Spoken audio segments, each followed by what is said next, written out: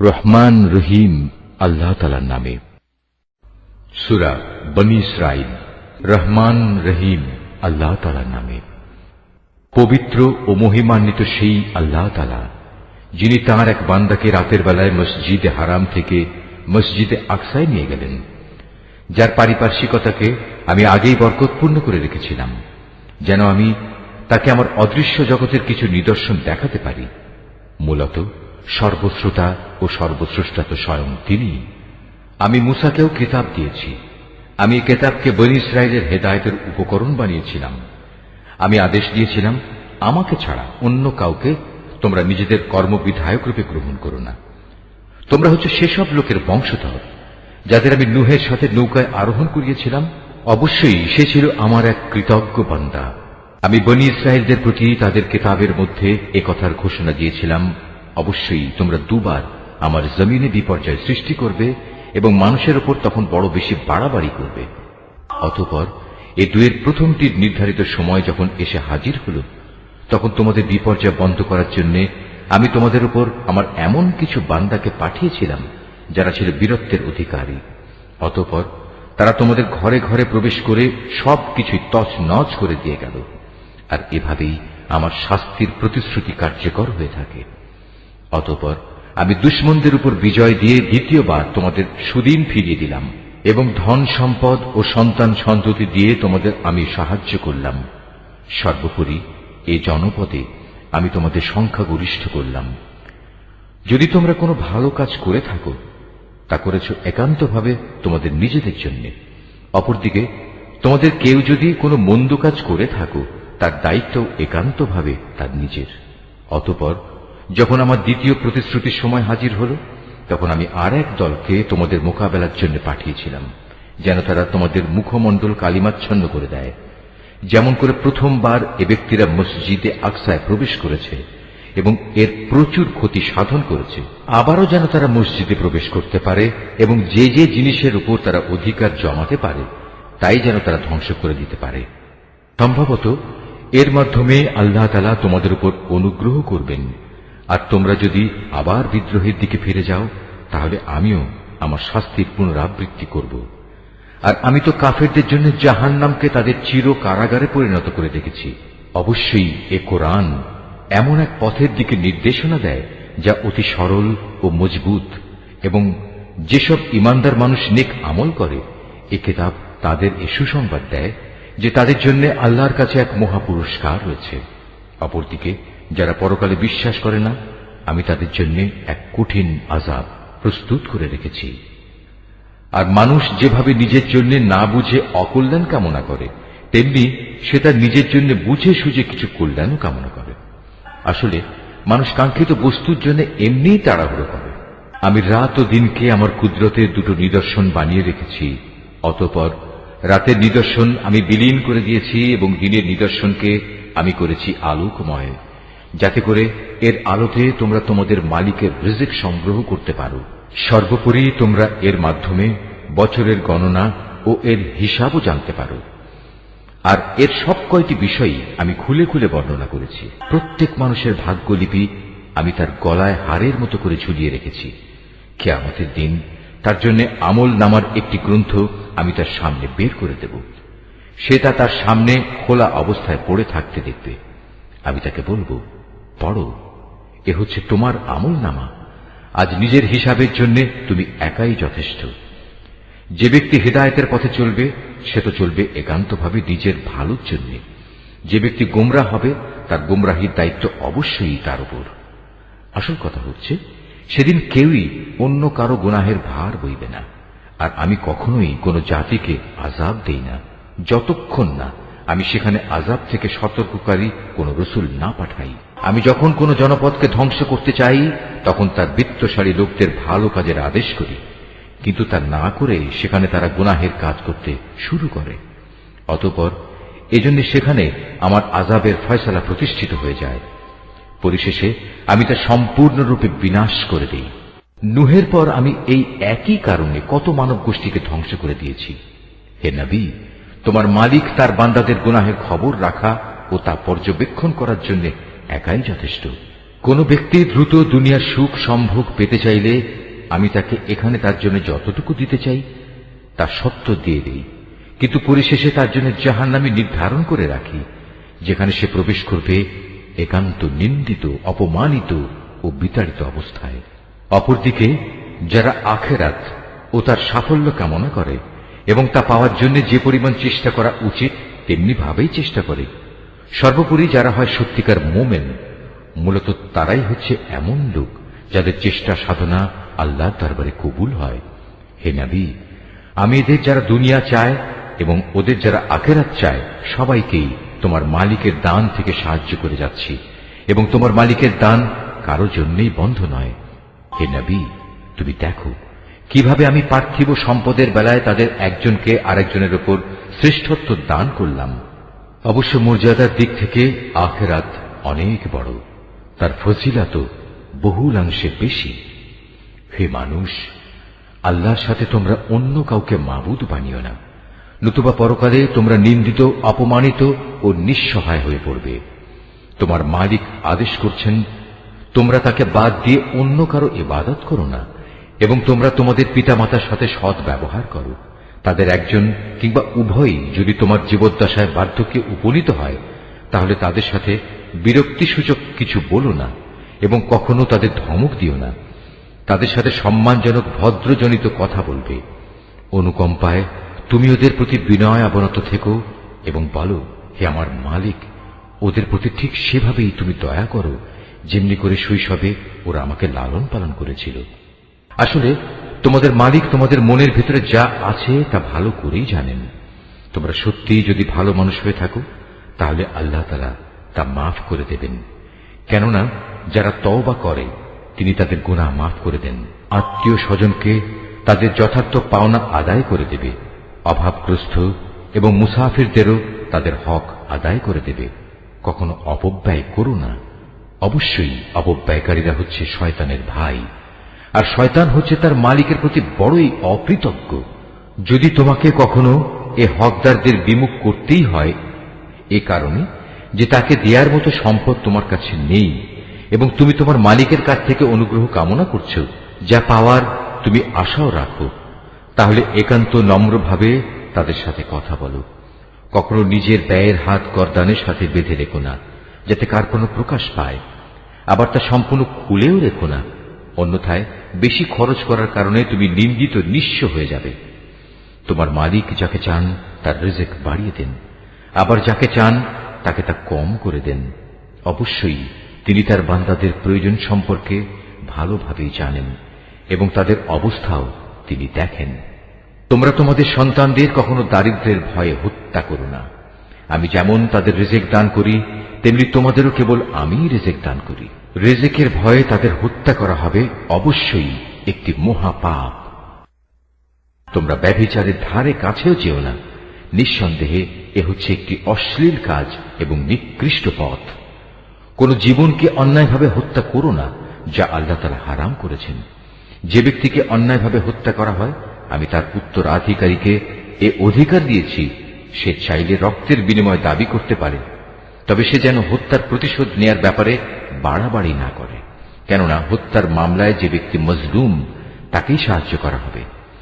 এতিমদের মাল সম্পদের কাছেও যেও না, তবে এমন কোন পন্থায় যা এতিমের জন্য উত্তম বলে প্রমাণিত হয় তা বাদে, যতক্ষণ পর্যন্ত সে এতিম তার বয়ঃপ্রাপ্তির পর্যায়ে উপনীত হয় এবং তোমরা এদের দেয়া যাবতীয় প্রতিশ্রুতি মেনে চলো, কেননা কিয়ামতের দিন এ প্রতিশ্রুতির ব্যাপারে তোমাদের জিজ্ঞাসাবাদ করা হবে। কোনো কিছু পরিমাপ করার সময় মাপ কিন্তু পুরোপুরিই করবে, আর ওজন করার জিনিস হলে দাঁড়িপাল্লা সোজা করে ধরবে। লেনদেনের ব্যাপারে এই হচ্ছে উত্তম পন্থা এবং পরিণামের দিক থেকে এটাই হচ্ছে উৎকৃষ্ট।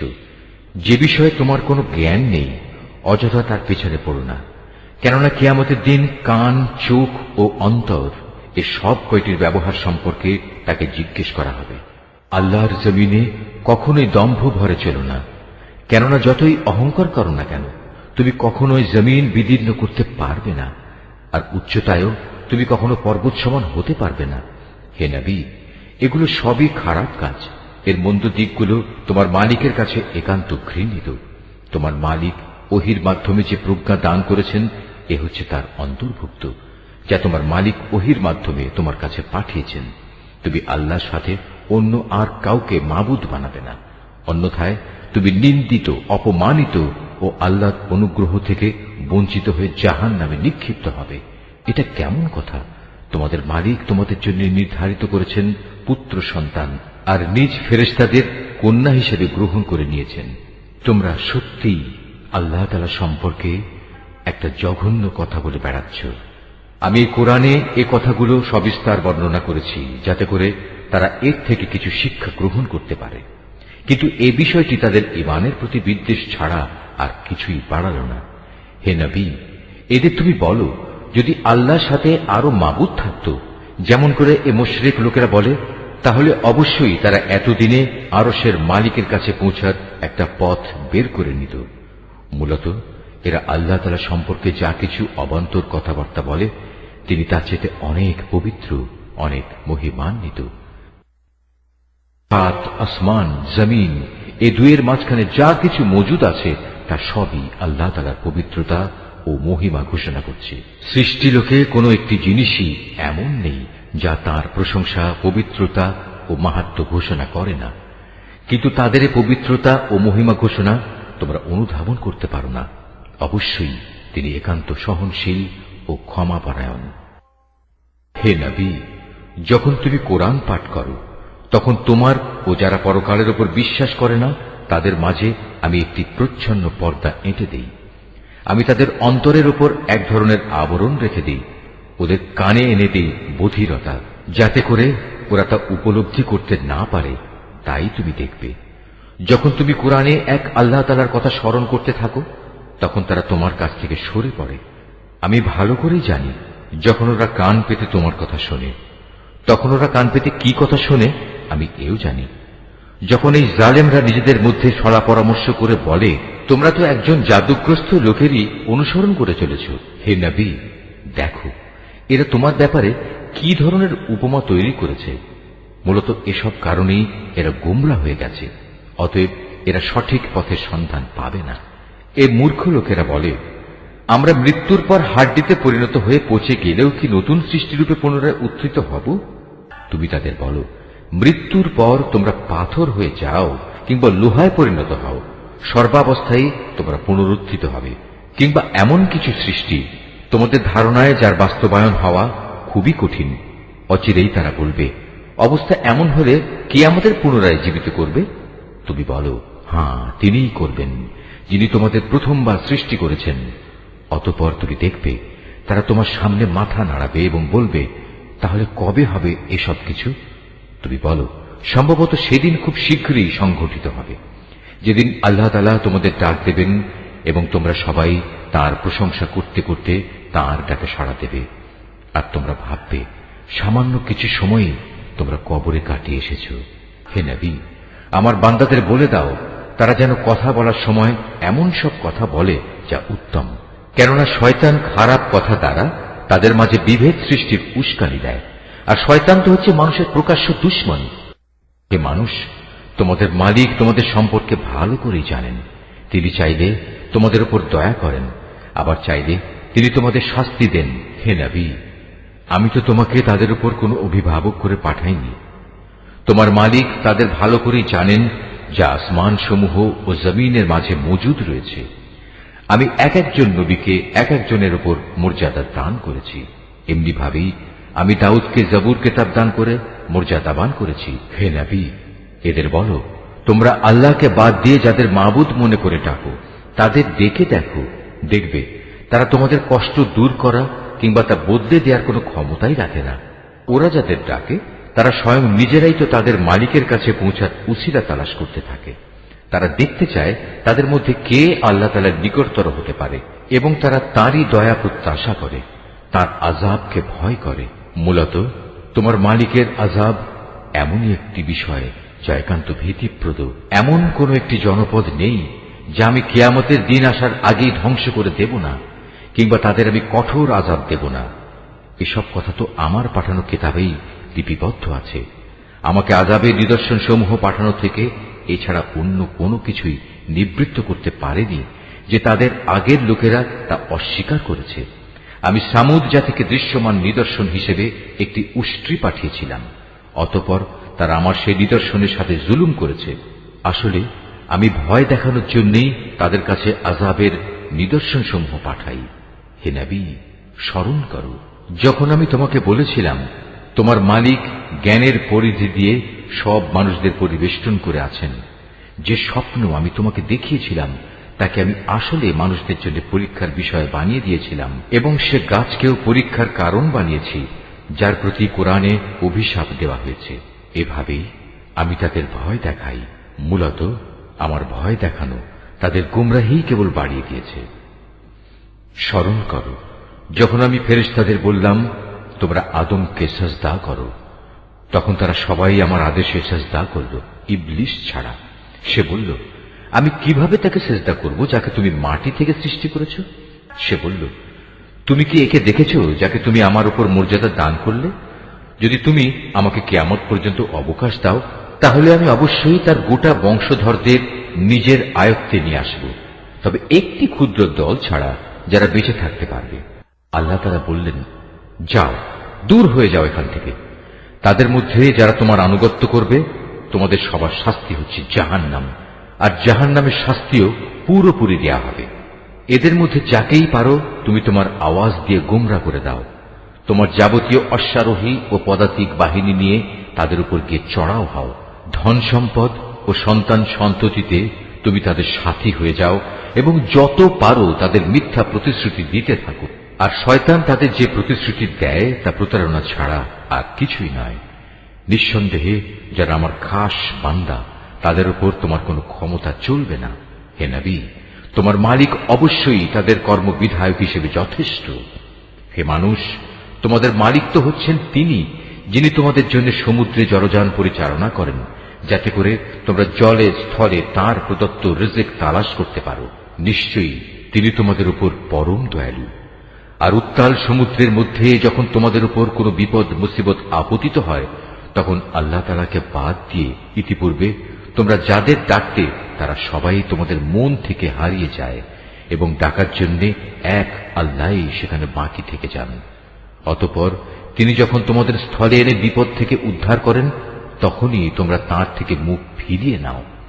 আসলে মানুষ হচ্ছে নেহায়েত অকৃতজ্ঞ।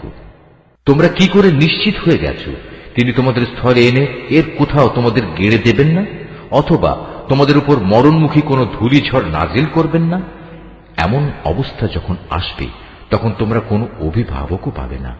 অথবা তোমরা এ ব্যাপারেও কি নিশ্চিত হয়ে গেছো যে তিনি পুনরায় তোমাদের সেই সমুদ্রে নিয়ে যাবেন না, এবং স্থলে এসে যে আচরণ তোমরা তার সাথে করেছো তোমাদের সেই অকৃতজ্ঞতার শাস্তি স্বরূপ তিনি অতঃপর তোমাদের উপর প্রচন্ড ঝড় পাঠাবেন না এবং তোমাদের উত্তাল সমুদ্রে ডুবিয়ে দেবেন না?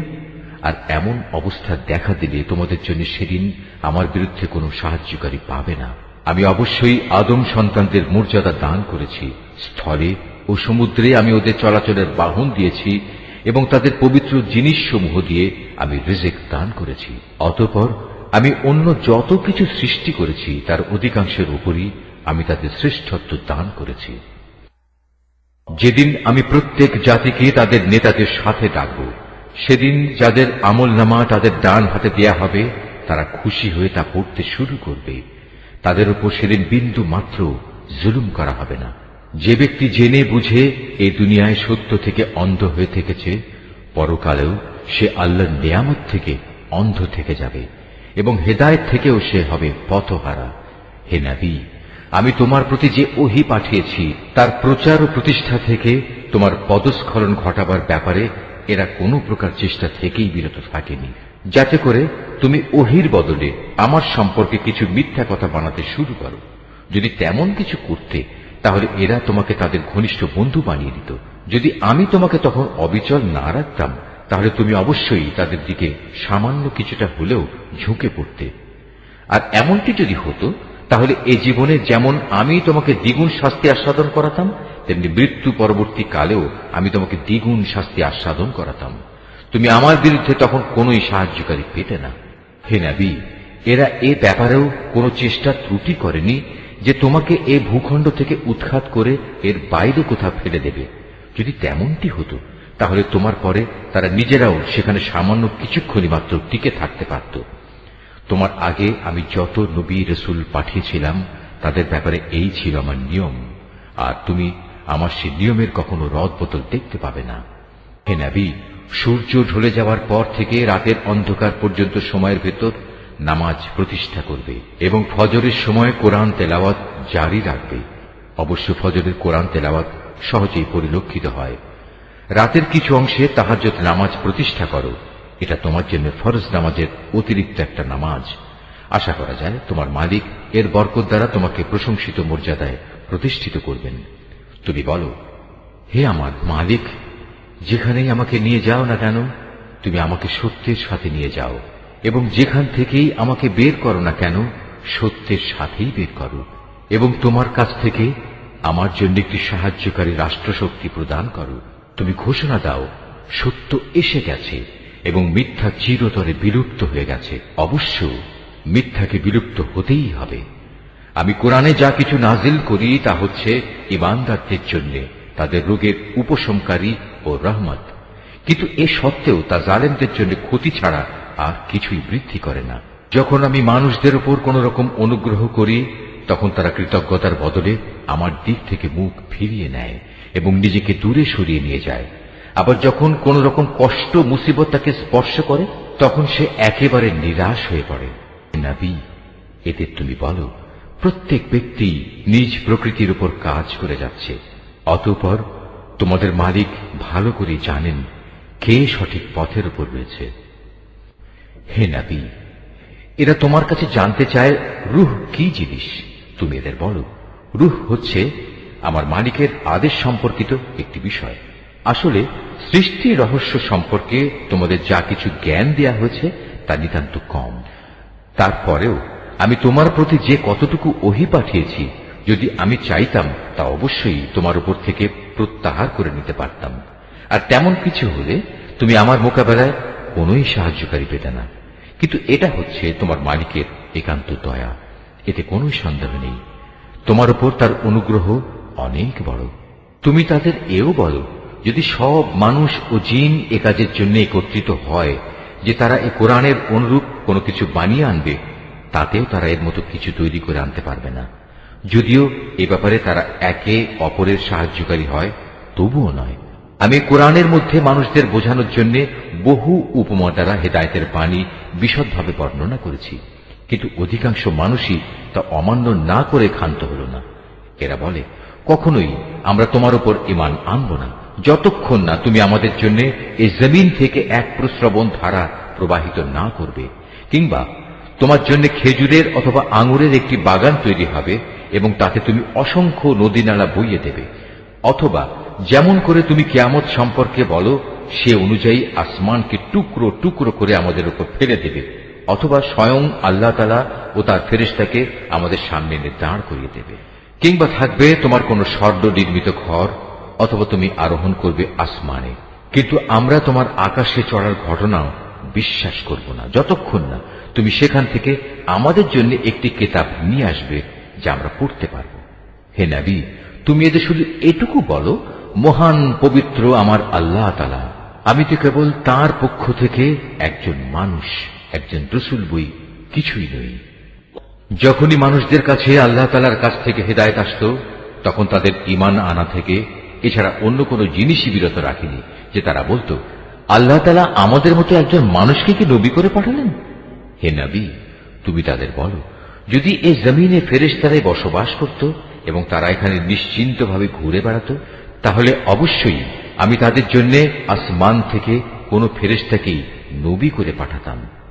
তুমি বলো, আমার এবং তোমাদের মাঝে আল্লাহ তাআলাই আমি মনে করি সাক্ষী হিসেবে যথেষ্ট। অবশ্যই তিনি তার বান্দাদের সম্পর্কে জানেন, তিনি তাদের সব আচরণও দেখেন। যাকে আল্লাহ তাআলা হেদায়েত দান করেন সেই মূলত হেদায়েত প্রাপ্ত হয়, আর যাকে তিনি গোমরাহ করেন এমন লোকদের হেদায়েত দানের জন্য হে নবী, তুমি আল্লাহ তাআলা ছাড়া আর অন্য কাউকেই সাহায্যকারী পাবে না। এমন সব গোমরাহ লোকদের আমি কিয়ামতের দিন মুখের উপর ভর দিয়ে চলা অবস্থায় একত্রিত করব। এরা তখন হবে অন্ধ, বোবা ও বধির। এদের সবার ঠিকানা হবে জাহান্নাম। যতবার তা স্তিমিত হয়ে আসবে ততবার আমি তাকে তাদের জন্য প্রজ্বলিত করে আরো বাড়িয়ে দেব। এ হচ্ছে তাদের যথার্থ শাস্তি, কেননা তারা আমার আয়াতসমূহকে অস্বীকার করত। তারা আরো বলতো, মৃত্যুর পর যখন আমরা অস্থিতে পরিণত হয়ে যাব ও চূর্ণ বিচূর্ণ হয়ে যাব, তখনও কি আমরা নতুন সৃষ্টিরূপে উত্থিত হব? এ মূর্খ লোকেরা কি ভেবে দেখেনি আল্লাহ তাআলা, যিনি আসমান সমূহ ও জমিন পয়দা করেছেন, তিনি এই বিষয়ের উপর ক্ষমতা রাখেন যে তাদের মতো মানুষদের তিনি সৃষ্টি করতে পারেন। দ্বিতীয়বার তাদের পয়দা করার একটি ক্ষণ তিনি তাদের জন্য নির্ধারণ করে রেখেছেন, যাতে কোনো রকম সন্দেহের অবকাশ নেই। তথাপি এই জালেম লোকেরা সেই দিনকে অস্বীকার করেই যাচ্ছে। হে নবী, বলো, আমার মালিকের দয়ার ভাণ্ডার যদি তোমাদের করায়ত্তে থাকত, তবে তা ব্যয় হয়ে যাবে, এ ভয়ে তোমরা তা আঁকড়ে রাখতে চাইতে। আসলে মানুষ স্বভাবগতভাবেই অতিশয় কৃপণ। আমি মূসাকে 9টি স্পষ্ট নিদর্শন দিয়েছিলাম। অতএব হে নবী, তুমি স্বয়ং বনী ইসরায়েলদের কাছে এই কথাটা জিজ্ঞেস করো। যখন সে তাদের কাছে নবী হয়ে এসেছিল, তখন ফেরাউন তাকে বলেছিল, হে মূসা, আমি মনে করি তুমি একজন জাদুগ্রস্ত ব্যক্তি। এর জবাবে সে বলেছিল, তুমি একথা ভালো করেই জানো, নবুয়তের প্রমাণ সম্বলিত এসব অন্তর্দৃষ্টি সম্পন্ন জ্ঞান আসমান সমূহ ও জমিনের মালিক ছাড়া আর কেউই নাজিল করেননি। হে ফেরাউন, আমি তো মনে করি তুমি সত্যি ধ্বংস হয়ে গেছ। অতঃপর সে তাদের এ জমিন থেকে উৎখাত করে দিতে চাইল, কিন্তু আমি তাকে এবং যারা তার সঙ্গী সাথী ছিল তাদের সবাইকে এর নাফরমানির জন্য সমুদ্রে ডুবিয়ে দিয়েছি। অতঃপর আমি বনী ইসরায়েলদের বললাম, এবার তোমরা এই জমিনে নির্বিবাদে বসবাস করো। এরপর যখন আখিরাতের প্রতিশ্রুতির সময় আসবে, তখন আমি তোমাদের সবাইকে সংকুচিত করে আমার সামনে নিয়ে আসব। এই কোরআনকে আমি সত্য বাণী সহকারে নাজিল করেছি, তাই তা সত্য নিয়েই নাজিল হয়েছে। আমি তো তোমাকে কেবল জান্নাতের সুসংবাদদাতা ও জাহান্নামের সতর্ককারী রূপেই প্রেরণ করেছি। এই আয়াতটি যিনি তেলাওয়াত করবেন এবং যিনি এই আয়াতটির তেলাওয়াত শুনবেন, তাদের সবাইকে এখানে একটি সাজদা আদায় করতে হবে। এটা ওয়াজিব। আমি কোরআনকে ভাগে ভাগে বিভক্ত করে দিয়েছি, যাতে করে তুমিও ক্রমে ক্রমে তা মানুষদের সামনে পড়তে পারো, আর এ কারণেই আমি তা পরপর নাজিল করেছি। হে নবী, তুমি বলো, তোমরা এ কোরআনকে মানো কিংবা না মানো, তাতে এর মর্যাদা মোটেই ক্ষুণ্ণ হবে না। যাদের এর আগে আসমানি কিতাবের জ্ঞান দেয়া হয়েছে, তাদের অবস্থা হচ্ছে, যখনই তাদের সামনে এটি পড়া হয়, তারা নিজেদের মুখের উপর সাজদায় লুটিয়ে পড়ে। তখন তারা বলে, আমাদের মালিক পবিত্র, অবশ্যই আমাদের মালিকের ওয়াদা পরিপূর্ণ হবে। আর তারা কাঁদতে কাঁদতে মুখের উপর ভূমিতে লুটিয়ে পড়ে। মূলত এ কোরআন তাদের বিনয়ে বৃদ্ধি করে। তুমি আরো বলো, তোমরা আল্লাহ তাআলাকে আল্লাহ বলে ডাকো কিংবা রহমান, তোমরা যে নামেই তাকে ডাকো, তার সবকটি নামই উত্তম। হে নবী, চিৎকার করে নামাজ পড়ো না, আবার অতিশয় ক্ষীণভাবেও নয়, বরং নামাজ পড়ার সময় এ দুয়ের মধ্যবর্তী পন্থা অবলম্বন করো। তুমি আরো বলো, সকল প্রশংসা আল্লাহ তাআলার জন্য, যিনি কখনো কোনো সন্তান গ্রহণ করেননি, তার সার্বভৌমত্বে কারোই কোনো অংশীদারিত্ব নেই। তিনি কখনো দুর্দশাগ্রস্ত হন না যে তার কোনো অভিভাবকের প্রয়োজন হয়। তিনি সব কিছুর ঊর্ধ্বে। তুমি শুধু তাঁরই মাহাত্ম্য ঘোষণা করো, পরমতম মাহাত্ম্য।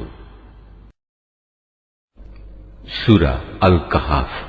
রহমান রহিম আল্লাহ তাআলার নামে।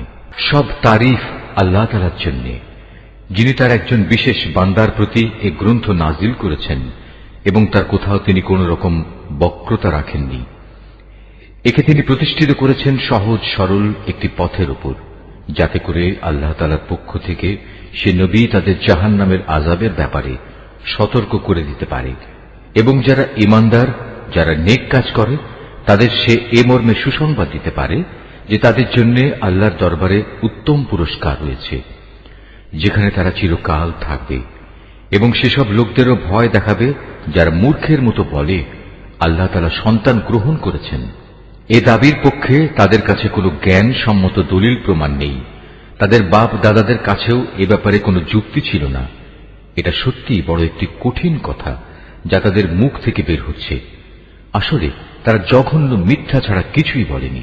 হে নবী, যদি এরা এ কথার উপর ঈমান না আনে, তাহলে মনে হয় দুঃখ কষ্টে তুমি এর পেছনে নিজেকেই বিনাশ করে দেবে। যা কিছু এ জমিনের বুকে আছে আমি তাকে তার জন্য শোভা বর্ধনকারী করে পয়দা করেছি, যাতে করে মানুষদের আমি পরীক্ষা করতে পারি যে তাদের মধ্যে কাজকর্মের দিক থেকে কে বেশি উত্তম। অতঃপর একদিন আমি যা কিছু এ জমিনে আছে ধ্বংস করে দিয়ে একে উদ্ভিদ শূন্য মাটিতে পরিণত করে দেব। হে নবী, তুমি গুহা ও পাহাড়ের উপত্যকার অধিবাসীদের সম্পর্কে কি মনে করো? তারা আমার নিদর্শন সমূহের মধ্যে একটি বিস্ময়কর নিদর্শন ছিল। ঘটনাটি এমন হয়েছিল, কতিপয় যুবক যখন গুহায় আশ্রয় নিল এবং আল্লাহর দরবারে এই বলে দোয়া করল, হে আমাদের মালিক, একান্ত তোমার কাছ থেকে আমাদের উপর অনুগ্রহ দান করো। আমাদের এই কাজকর্ম আঞ্জাম দেওয়ার জন্য তুমি আমাদের সঠিক পথ দেখাও। অতঃপর আমি গুহার ভেতরে তাদের কানে বহু বছর ধরে ঘুমের পর্দা লাগিয়ে রাখলাম। তারপর এক পর্যায়ে আমি তাদের ঘুম থেকে উঠিয়ে দিলাম, যাতে করে আমি একথা জেনে নিতে পারি তাদের দুদলের মধ্যে কোন দলটি ঠিক করে বলতে পারে যে তারা কতদিন সেখানে অবস্থান করেছিল। হে নবী, আমি তোমার কাছে তাদের বৃত্তান্ত সঠিকভাবে বর্ণনা করছি। মূলত তারা ছিল কতিপয় নওজোয়ান ব্যক্তি যারা তাদের মালিকের উপর ঈমান এনেছিল। আমি তাদের হেদায়েতের পথে এগিয়েও দিয়েছিলাম। আমি তাদের অন্তঃকরণকে ধৈর্য দ্বারা দৃঢ়তা দান করেছি। যখন তারা আল্লাহর পথে দাঁড়িয়ে গেল এবং ঘোষণা করল, আমাদের মালিক তো হচ্ছেন তিনি, যিনি আসমান সমূহ ও জমিনের মালিক। আমরা কখনো আল্লাহ তাআলা ছাড়া আর কাউকে ডাকব না। যদি আমরা এমন অযৌক্তিক কথা বলি তাহলে তা হবে মারাত্মক দিন বিরোধী কাজ। এরা হচ্ছে আমাদের স্বজাতির লোক, যারা তাকে বাদ দিয়ে অসংখ্য মাবুদের গোলামি গ্রহণ করেছে। তারা যদি সত্যবাদী হয় তাহলে তারা স্পষ্ট দলিল নিয়ে আসে না কেন? তার চাইতে বড় জালেম আর কে যে আল্লাহ তাআলার উপর মিথ্যা আরোপ করে?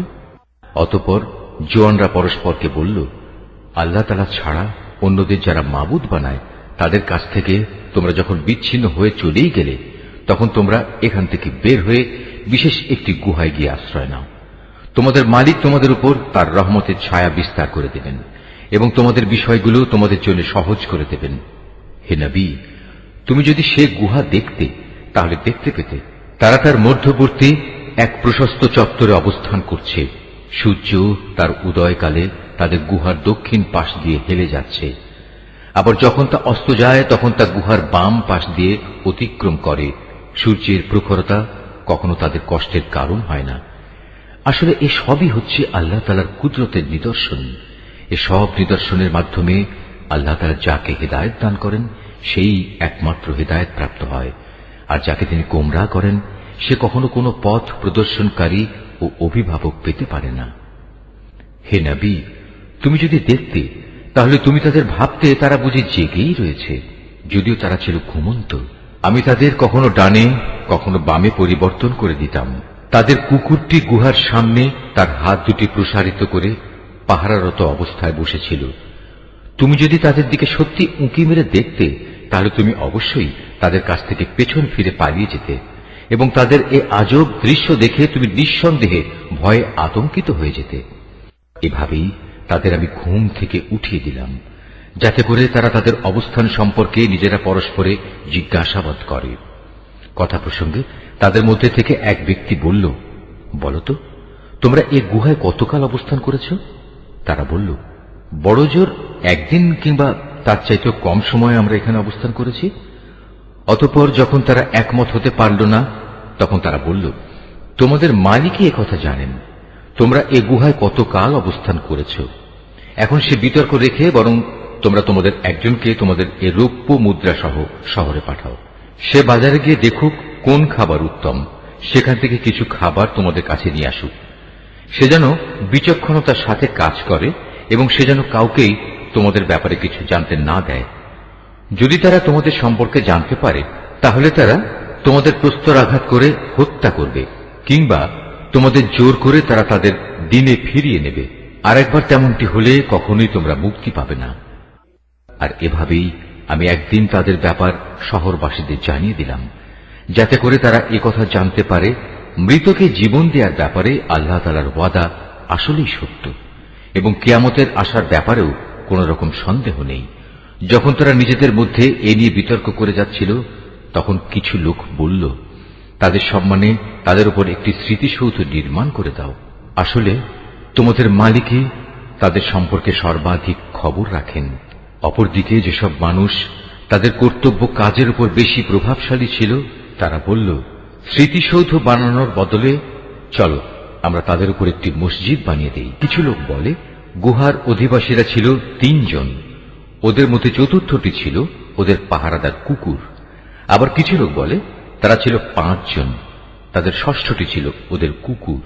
আসলে অজানা অদেখা বিষয়সমূহের প্রতি এরা খামাখা অনুমান নিক্ষেপ করি এ সব কিছু বলছে। তাদের কেউ বলে ওরা ছিল 7 জন এবং অষ্টমটি ছিল তাদের কুকুর। হে নবী, তুমি এদের বলো, হ্যাঁ, আমার মালিক ভালো করেই জানেন ওদের আসল সংখ্যা কত ছিল। তাদের সংখ্যা খুব কম সংখ্যক লোকই বলতে পারে। তুমিও এদের ব্যাপারে সাধারণ আলোচনার বাইরে বেশি বিতর্ক করো না এবং তাদের সম্পর্কে খামাখা অন্য মানুষদের কাছেও জিজ্ঞাসাবাদ করো না।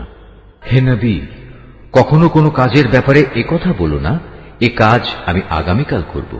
হ্যাঁ, বরং এভাবে বলো, আল্লাহ তাআলা যদি চান তাহলেই আমি আগামীকাল এ কাজটা করব। যদি কখনো কোনো কিছু ভুলে যাও তাহলে তোমার মালিককে স্মরণ করো এবং বলো, সম্ভবত আমার মালিক এ কাহিনীর চাইতে নিকটতর কোনো কল্যাণ দিয়ে আমাকে পথ দেখাবেন। তারা তাদের এ গুহায় কাটিয়েছে মোট 300 বছর। কেউ অবশ্য এর সাথে আরো 9 বছর যোগ করেছে। হে নবী, তুমি বলো, বস্তুত একমাত্র আল্লাহ তাআলাই সঠিক করে বলতে পারেন ওরা গুহায় কত বছর কাটিয়েছে। আসমান সমূহ ও জমিনের যাবতীয় অজানা অদেখা বিষয়ের জ্ঞান তো একমাত্র তার জন্য নির্দিষ্ট রয়েছে। কত সুন্দর দ্রষ্টা তিনি, কত সুন্দর শ্রোতা তিনি। তিনি ছাড়া তাদের দ্বিতীয় কোনই অভিভাবক নেই। আল্লাহ তাআলা নিজের কর্তৃত্ব ও ক্ষমতায় অন্য কাউকে কখনো শরীক করেন না। হে নবী, তোমার উপর তোমার মালিকের যে কিতাব নাজিল করা হয়েছে তা তুমি তেলাওয়াত করতে থাকো। তার কিতাবে বর্ণিত কথাবার্তা রদবদল করার কেউই নেই। তিনি ছাড়া তুমি আর কোনই আশ্রয়স্থল পাবে না। হে নবী, তুমি নিজেকে সদা সেসব মানুষদের সাথে রেখে চলবে যারা সকাল সন্ধ্যায় তাদের মালিককে ডাকে। তারা একমাত্র তাঁরই সন্তুষ্টি কামনা করে এবং কখনো তাদের কাছ থেকে তোমার স্নেহের দৃষ্টি ফিরিয়ে নিও না। কখনো এমন কোন ব্যক্তির কথা মতো চলো না যার অন্তঃকরণকে আমি আমার স্মরণ থেকে গাফেল করে দিয়েছি। আর যে ব্যক্তি নিজের প্রবৃত্তির গোলামি করতে শুরু করেছে এবং যার কার্যকলাপ আল্লাহ তাআলার সীমানা লঙ্ঘন করেছে। হে নবী, তুমি বলো, এ সত্য দিন তোমাদের মালিকের পক্ষ থেকে এসেছে।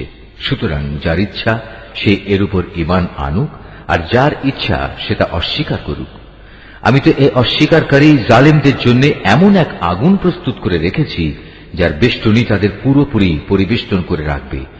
যখন তারা পানির জন্য ফরিয়াদ করতে থাকবে তখন এমন এক গলিত ধাতুর মতো পানীয় দ্বারা তাদের ফরিয়াদের জবাব দেয়া হবে যা তাদের সমগ্র মুখমণ্ডল জ্বালিয়ে পুড়িয়ে দেবে। কি ভীষণ হবে সে পানীয়, আর কি নিকৃষ্ট হবে তাদের আশ্রয়ের স্থানটি। আর যারাই আল্লাহ তাআলার উপর ঈমান এনেছে এবং ভালো কাজ করেছে তাদের কোনো আশঙ্কা নেই। আমি কখনো তাদের বিনিময় বিনষ্ট করি না যারা নেক কাজ করে।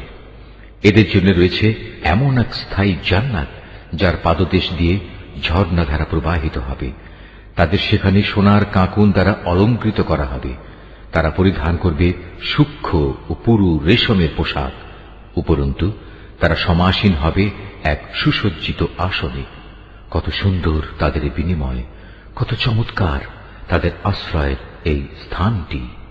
হে নবী, তাদের শিক্ষার জন্য তুমি 2 জন লোকের উদাহরণ পেশ করো, যাদের একজনকে আমি 2টো আঙুরের বাগান দান করেছিলাম এবং এ 2টো কতিপয় খেজুর গাছ দ্বারা পরিবেষ্টিত করে রেখেছিলাম।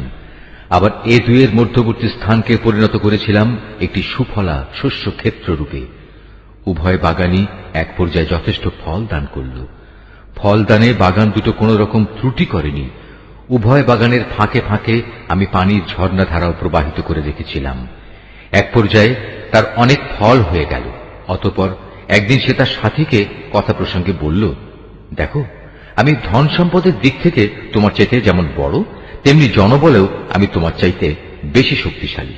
নিজের শক্তি সামর্থ্যের ব্যাপারে বাড়াবাড়ি করতে করতে সে নিজের বাগানে গিয়ে প্রবেশ করল এবং বলল, আমি ভাবতেই পাচ্ছি না এ বাগানের সৌন্দর্য কোনোদিন নিঃশেষ হয়ে যাবে। আমি এও মনে করি না একদিন এসব ধ্বংস হয়ে কিয়ামত প্রতিষ্ঠিত হবে এবং কিয়ামতের পর আমাকে যদি আমার মালিকের সামনে ফিরিয়ে নেওয়াও হয়, তাহলে এর চাইতে উৎকৃষ্ট কোনো কিছু আমি সেখানে পাব। তার সে গরিব সাথীটি যে তার সাথে কথা বলছিল বলল, এ পার্থিব সম্পদ দেখে তুমি কি সত্যি সে মহান সত্তাকে অস্বীকার করছো, যিনি তোমাকে প্রথমত মাটি থেকে অতঃপর শুক্র কণা থেকে পয়দা করেছেন, পরিশেষে তিনি তোমাকে একটি মানুষের আকৃতিতে পূর্ণাঙ্গ করেছেন? কিন্তু আমি তো বিশ্বাস করি সেই সৃষ্টিকর্তা আল্লাহ তাআলাই হচ্ছেন আমার মালিক এবং আমার মালিকের কোনো কাজের সাথেই আমি কাউকে শরীক করি না। কত ভালো হতো তুমি যখন তোমার ফলবতী বাগানে প্রবেশ করলে তখন যদি তুমি একথা বলতে, আল্লাহ তাআলা যা চেয়েছেন তাই হয়েছে। আল্লাহ তাআলা ব্যতি রেখে কারোই কিছু ঘটানোর শক্তি নেই। যদিও তুমি আমাকে ধনে জনে তোমার চাইতে কম দেখলে, কিন্তু আমি আল্লাহ তাআলার উপর ঈমান রাখি। সম্ভবত আমার মালিক আমাকে তোমার এ পার্থিব বাগানের চাইতে উৎকৃষ্ট আখিরাতের কোনো বাগান দান করবেন এবং অকৃতজ্ঞতার জন্য তোমার বাগানের উপর আসমান থেকে এমন কোন বিপর্যয় নাজিল করবেন, ফলে তা উদ্ভিদ শূন্য এক বিরান ভূমিতে পরিণত হয়ে যাবে, কিংবা তার পানি তার জমিনের নিচেই অন্তর্হিত হয়ে যাবে। তেমন কিছু হলে তুমি কখনো তা আবার খুঁজে আনতে পারবে না। অতঃপর তাই ঘটল, তার বাগানের ফল ফলারিকে বিপর্যয় এসে ঘিরে ফেলল। তখন সে ব্যক্তি সেই ব্যয়ের উপর যা সে বাগানের শোভাবর্ধনের পেছনে করেছিল হাতের উপর হাত রেখে আক্ষেপ করতে লাগল। বাগানের অবস্থা এমন হল যাতে মুখ থুবড়ে পড়ে থাকল এবং সে নিজের ভুল বুঝতে পেরে বলতে লাগল, কত ভালো হতো যদি আমি আমার মালিকের ক্ষমতার সাথে অন্য কাউকে শরীক না করতাম। যারা বাহাদুরি করেছে তাদের কোনো দলই আজ তাকে আল্লাহর এই প্রতিশোধের মোকাবেলায় সাহায্য করার জন্য অবশিষ্ট রইল না, না সে নিজে কোন রকম প্রতিশোধ নিতে পারল। কেননা এখানে রক্ষা করার যাবতীয় এখতিয়ার একমাত্র আল্লাহ তাআলার, যিনি একমাত্র সত্য, পুরস্কার দানে ও পরিণাম নির্ধারণে তিনিই উত্তম। হে নবী, তুমি এদের কাছে দুনিয়ার জীবনের উদাহরণ পেশ করো। এই জীবনটা হচ্ছে এমন যেমন আমি আকাশ থেকে পানি বর্ষণ করি, যার কারণে জমিনের উদ্ভিদ ঘন সুশোভিত হয়ে ওঠে, অতঃপর এক সময় বাতাসটা উড়িয়ে নিয়ে ফেরে।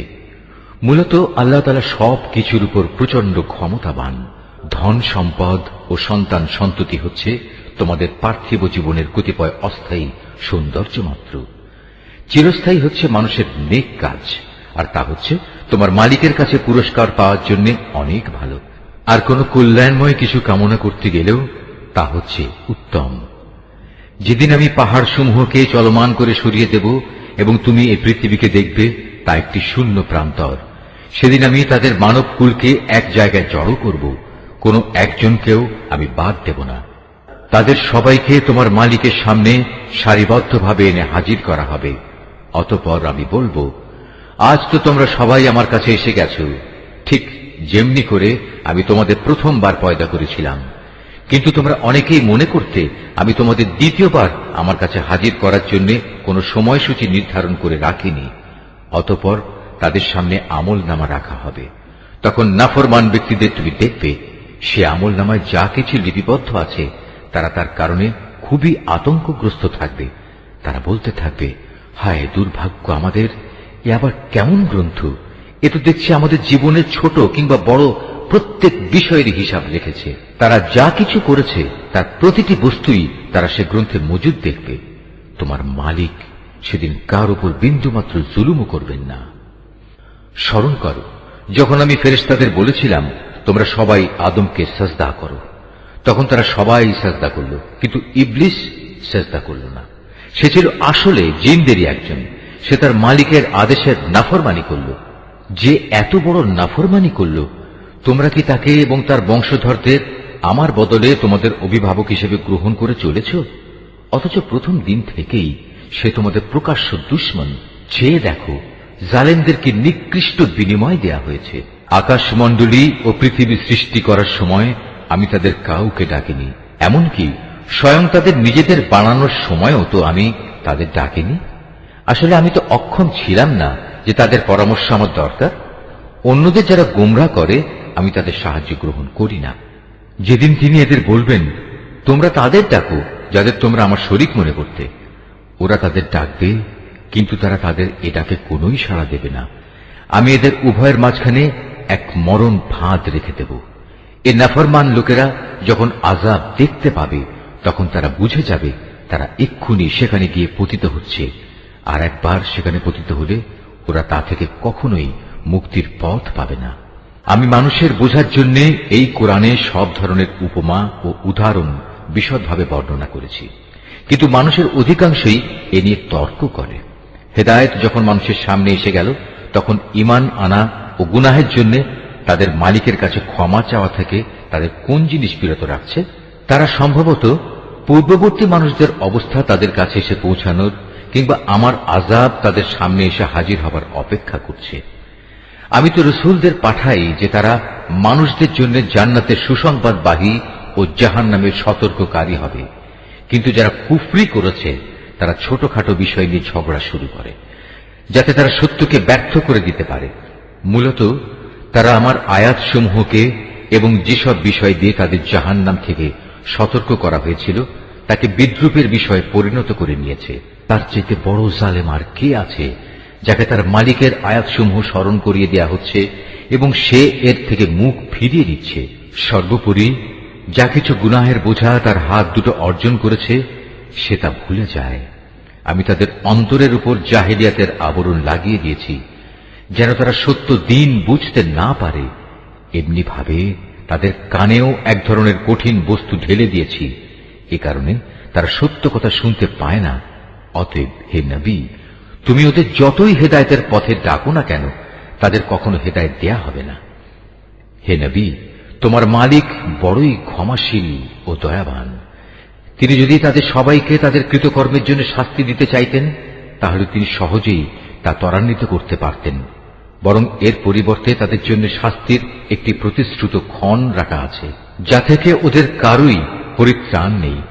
এই জনপদ ও তাদের অধিবাসীরা যখন আল্লাহ তাআলা সীমা লঙ্ঘন করেছিল, তখন আমি তাদের নির্মূল করে দিয়েছি। তাদের ধ্বংসের জন্যও একটি দিনক্ষণ নির্দিষ্ট ছিল। হে নবী, তুমি এদের মূসার ঘটনা শোনাও। যখন মূসা তার খাদেমকে বলল, যতক্ষণ পর্যন্ত আমি দুটো সাগরের মিলনস্থলে না পৌঁছব, ততক্ষণ পর্যন্ত আমি আমার পরিকল্পনা থেকে ফিরে আসব না। যদি আমাকে এজন্য দীর্ঘ সময় পর্যন্ত চলতে হয়, তবু আমি চলতে থাকব। যখন তারা উভয়ে সেই প্রত্যাশিত দুটো সাগরের সঙ্গম স্থলে এসে পৌঁছল, তখন তারা উভয়ই তাদের খাবারের জন্য রাখা মাছটির কথা ভুলে গেল। সে মাছটি ছুটে গিয়ে সুড়ঙ্গের মতো একটি পথ করে সহজেই সাগরে চলে গেল। যখন তারা আরো কিছু দূর এগিয়ে গেল, তখন সে তার খাদেমকে বলল, এবার আমাদের নাস্তা নিয়ে এসো, আমরা আজকের সফরে সত্যি ভারী ক্লান্ত হয়ে পড়েছি। সে বলল, তুমি কি দেখোনি, আমরা যখন শিলাখণ্ডের পাশে বিশ্রাম করছিলাম, তখন আমি মাছের কথা ভুলেই গিয়েছিলাম। আসলে শয়তানি আমাকে ভুলিয়ে দিয়েছে যে আমি তার কথাটা স্মরণ রাখব। আর সে মাছটিও কি আশ্চর্যজনক পদ্ধতিতে নিজের পথ ধরে সাগরের দিকে নেমে গেল।